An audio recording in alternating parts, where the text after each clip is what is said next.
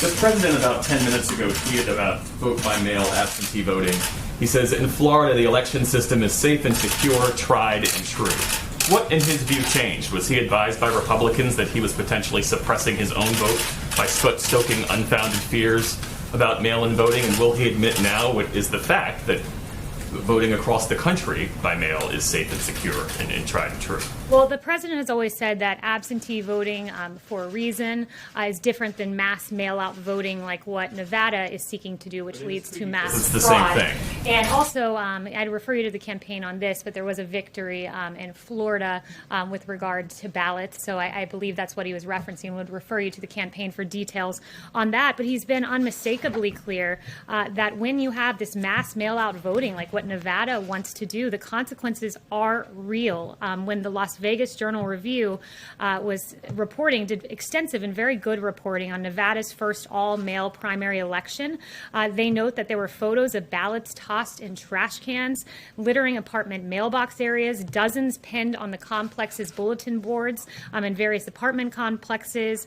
And you have a postal worker who said that when she went to go deliver some of these ballots, in several cases people had moved or died. She kept 65 ballots on her first delivery, 100 on her second. It is with fraud and with delay, and that is what the president stands firmly against. He wants a free and fair election. Extensive research shows that there is fraud in vote-by-mail systems is extraordinarily rare. The president votes by mail, you vote by mail, and a dozen other top Trump administration officials vote by mail.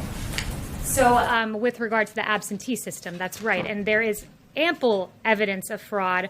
I would point to you the best example of this, and very recent, was May 12th, New Jersey's special election in Paterson, New Jersey, where 1 in 5 mail-in ballots were found to be fraudulent in the election.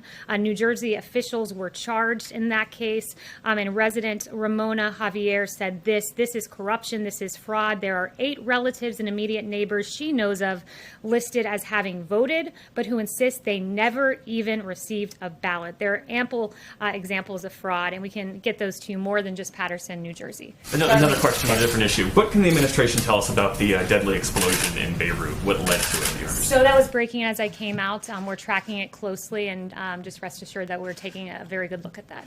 Yes. Kayleigh, thank you. The environmental bill the president signed this morning, it was passed overwhelmingly by both houses of Congress. Both Republicans and Democrats signed on to that legislation. Can you explain why there were no Democrats at the ceremony or even mentioned in the president's remarks?